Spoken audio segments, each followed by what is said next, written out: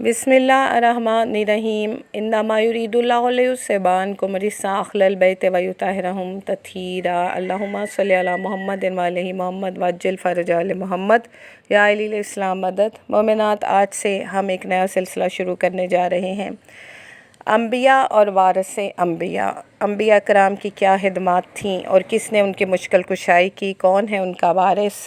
आइए देखिए मेरे साथ। सबसे पहले तूफ़ान नूह के बाद दुनिया में 2 शहर आबाद हुए। सारी दुनिया तबाह हो गई थी एक मरतबा। वो 2 शहर कौन से थे? एक बाबल, एक दमिश्क। दोनों शहर सरकार नूह के पोते इरम के पड़पोते ने आबाद किए और उसी के नाम पे दमिश्क शहर का नाम रखा गया। दूसरा शहर तहज़ीब बाबल, जिसे तारीख़ नैनवा भी कहते हैं, जो आज करबला के नाम से मशहूर है। ये नैनवा इराक़ का सबसे बड़ा शहर था। बहुत अजीम था। पत्थरों की आलीशान इमारतें थी यहाँ, आसमान को छूते हुए सतून, बड़े बड़े मंदिर जिनमें सिंग फूंके जाते, और जब मंदिरों की घंटियाँ बजती तो सारा शहर गूंज उठता। इतनी आलीशान सल्तनत, इतना जाहो जलाल। यहाँ के बादशाह का नाम था नमरूद। नमरूद का बहुत बड़ा यहाँ महल था। जब अपने महल से ये निकलता तो सिंग फूंका जाता कि नमरूद की सवारी आ रही है।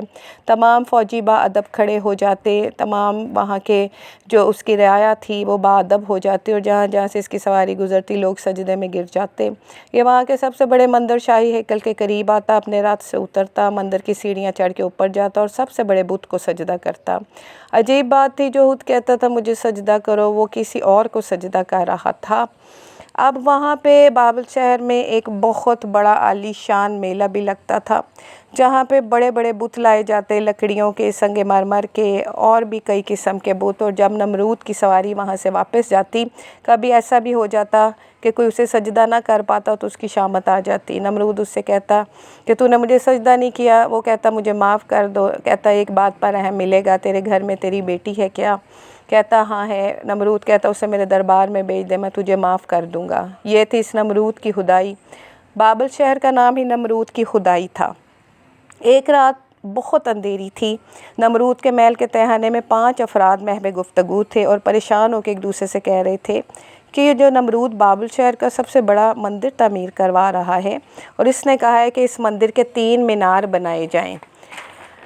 अल्लाह जाने क्या होता है कि जब हम 3 बनाते हैं, सुबह को देखते हैं तो वो 5 मीनार होते हैं। ये हो क्या रहा है? कई बार ऐसा हुआ था। वो कहते हैं ना कोई अंदर आ सकता है, फ़ौजियों को सख्त पहरा है, इंजीनियरों के सिवा कोई अंदर जा ही नहीं सकता। तो फिर ये 3 के 5 कैसे हो जाते हैं?